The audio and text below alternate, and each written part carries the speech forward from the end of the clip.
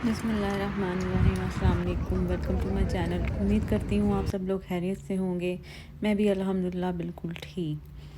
तो जी, इस दुआ के साथ, इस उम्मीद के साथ कि सबके रोज़े बड़े अच्छे चल रहे हैं, शुरू करते हूँ आज का व्लॉग। और अभी तक अगर आपने मेरे चैनल को सब्सक्राइब नहीं किया है तो प्लीज़ सब्सक्राइब कर दीजिए, लाइक शेयर और कमेंट भी किया करें। जी, तो यहाँ पे तैयारी हो रही थी अफ्तार की। एक तो समझ नहीं आता है कि अफ्तार में बंदा क्या बनाए। रोज़ नई नई डिशेस भी नहीं बनाई जा सकती। फिर वेट का ख्याल रखना होता है, हेल्थ का ख्याल रखना होता है।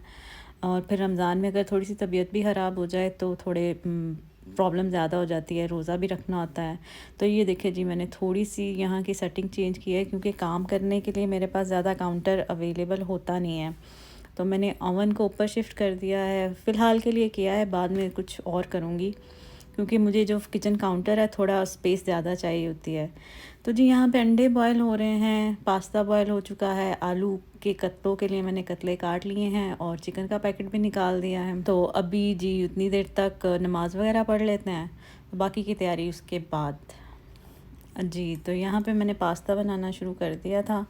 और पास्ता की जो मैं आपको एक टिप दे रही हूँ, जो मेरे ख़्याल से सीक्रेट आप कह सकते हैं मेरी रेसिपी का, वो ये है कि आप इसमें बटर ऐड करें। हमेशा जब भी आप वाइट सॉस पास्ता बनाएं ना, तो उसमें आप बटर की क्वांटिटी एक तो थोड़ी ज़्यादा रखें और बटर ही यूज़ करें, ऑयल का भी यूज़ नहीं करें। आप फिर उसका टेस्ट और उसका फ्लेवर देखें। आपको उसमें क्रीम ऐड करने की, डबल क्रीम ऐड करने की बिल्कुल ज़रूरत नहीं पड़ेगी और वो इतना क्रीमी पास्ता बनेगा। और यकीन करें, रेस्टोरेंट से भी बेटर आपका पास्ता बनेगा। और दूसरी बात ये कि जब आप इसमें बटर ऐड करेंगे और इसमें आप जो ऑल पर्पस फ्लोर है उसको भूनेंगे, तो वो आपका लम्स भी ज़्यादा नहीं बनने देगा अगर आपके बटर की क्वांटिटी ज़्यादा होगी। तो जी, यहाँ पे मैंने बटर में जो मैदा है उसको अच्छे से भून लिया था। जब उसकी स्मेल आना शुरू हुई और मैंने इसमें दूध ऐड कर दिया। जी, तो सेकंड टिप इसकी ये है कि जब आप मैदा भून चुके हो बटर में अच्छी तरह से, तो उसको स्टोव से हटा के इसमें दूध ऐड करें। और दूध की क्वांटिटी भी मैं इसमें ज़्यादा काउंट नहीं कर रही हूँ क्योंकि मैंने इसमें चीज़ भी ऐड करना है, तो इसलिए वो ऑटोमेटिकली बैलेंस हो जाएगी। क्योंकि जब हम चीज़ ऐड करते हैं ना, तो पास्ता से ड्राई सा हो जाता है, वो बिल्कुल भी क्रीमी पास्ता नहीं रहता। इसलिए आप दूध और बटर की क्वांटिटी खुले हाथ से उसमें आप यूज़ कर सकते हैं। और अगर आप सॉल्टेड बटर ले रहे हैं तो नमक थोड़ा कम ऐड कर लें, और अगर अनसॉल्टेड है तो अपने टेस्ट के अकॉर्डिंग नमक बैलेंस कर लें। यहाँ पे मैंने सिर्फ इसमें नमक और काली मिर्च ऐड की है। और जैसे ही सॉस थोड़ी सी थिक होना स्टार्ट हुई थी तो मैंने इसमें पास्ता ऐड कर दिया था। और पास्ता बॉयल करते हुए एक चीज़ का ख्याल रखें कि कभी भी पास्ता को फुल बॉयल नहीं करें। 0.1% तक ना उसको अनबॉयल रखें, ताकि वो जब सॉस में पके तो उसके अंदर अच्छे से फ्लेवर उसका आ जाए। तो जी, यहाँ पे मैं कैन ओपन कर रही हूँ स्वीट कॉर्न्स का। इसमें मैं सिर्फ वेजिटेबल्स ऐड करूँगी और शीश ताव को ग्रिल करके इसके साथ सर्व करूँगी।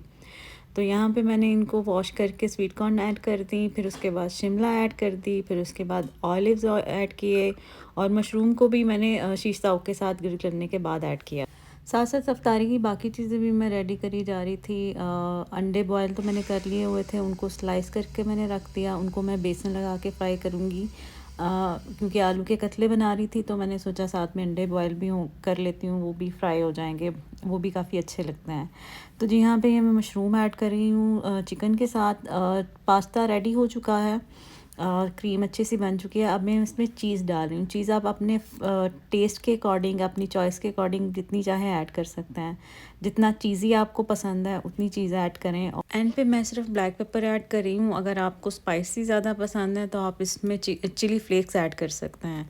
और डिश में निकाल के ऊपर ग्रिल चिकन और मशरूम के साथ गार्निश करें। और बिल्कुल ऑन द टाइम मेरे हस्बैंड ने पकौड़ों की भी फरमाइश करती, आलू और पालक वाले, तो वो भी मैंने लास्ट मिनट में फिर फ्राई कर दिए उनके लिए। जी, एंड पे चिकन के साथ मेरे हस्बैंड ने थोड़ी सी छेड़छाड़ की और बिल्कुल ही उसको कचूमर बना के रख दिया, तो वो उसकी शक्ल बस कुछ इस तरह से ही बनी थी। तो जी, आज मुझे अफ्तार की जो जल्दी थी वो इसलिए भी थी कि मुझे चाय की बहुत ज़्यादा तलब हो रही थी, और मैंने अफ्तार होने से पहले चाय पकने के लिए रख दी थी, और अफ्तार करने के बाद नमाज़ पढ़ने तक चाय बहुत अच्छी पक के तैयार हो गई थी। जी, चाय पीने के बाद और रेस्ट करने के बाद हम लोग चले गए आउटलेट मॉल। और ये देखें जी, यहाँ पे स्टारबक्स बिल्कुल खाली पड़ा हुआ था। एनीवे जी, आउटलेट मॉल जाने की एक रीज़न थी कि मैंने ऑनलाइन एक बैग ऑर्डर किया था, जो कि मुझे जब रिसीव हुआ तो वो थोड़ा-सा डैमेज था। नॉर्मली ऐसा होता नहीं है, क्योंकि जब भी मैंने ऑनलाइन शॉपिंग किया है, यूजुअली मैं ऑनलाइन शॉपिंग ही करती हूँ। मैं मॉल्स में जाके या बाहर जाके बड़ी कम शॉपिंग करती हूँ। तो मेरा जो एक्सपीरियंस रहा है वो हमेशा अच्छा ही रहा है, मुझे परफ़ेक्ट चीज़ रिसीव हुई है। पर पता नहीं इस दफ़ा थोड़ा-सा डैमेज था। अगर कुछ भी हो तो मैं उनकी जो रिटर्न पॉलिसीज़ हैं उनको ही यूटिलाइज़ करती हूँ। और दुबई में बहुत आसानी है कि अगर आपने कोई चीज़ रिटर्न करनी है या अगर उसको एक्सचेंज भी करना है, तो वो सारी सर्विसेज़ आपको घर बैठे फ्री में ही अवेलेबल होती हैं। अगर आपने डिलीवरी चार्जेस एक दफ़ा पे कर दिए हैं, तो वो आपसे दोबारा डिलीवरी चार्जेस पे नहीं करते। कुछ ऐसे आउटलेट्स हैं जहाँ पे आपको पे करना पड़ता है, पर नॉर्मली जो हाई एंड ब्रांड्स हैं वो आपको सारी सर्विसेज जो हैं ऑनलाइन वो बिल्कुल फ्री देते हैं। जैसे कि अगर मैंने बैग ऑनलाइन रिटर्न करना होता तो वो मेरे घर से आके रिसीव कर लेते और घर पे ही आके मुझे नेक्स्ट बैग डिलीवर भी कर देते। लेकिन मुझे थोड़ी सी जल्दी थी तो मैं इसलिए मॉल चली गई, और किसी मॉल में वो अवेलेबल नहीं था। सिर्फ आउटलेट मॉल पे ही था, तो यहाँ पे आके विद इन अ मिनट उन्होंने मुझे नया प्रोडक्ट निकाल के दे दिया। और फिर थोड़ी सी शॉपिंग मेरे हस्बैंड ने भी की अपने लिए। उनकी शॉपिंग करना बड़ा मुश्किल काम होता है और वो खुद ही कर रहे थे, मैं बस साथ उनको थोड़े बहुत आइडियाज़ ही दे रही थी। जी, तो मॉल से फ़ारिग होके हम लोग फिर निकले मॉल से।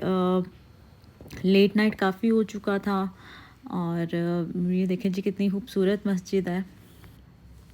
आजकल दुबई में बहुत ज़्यादा ट्रैफ़िक होने लग गई है। अभी ये लेट नाइट था तो ट्रैफ़िक थोड़ी-सी कम थी।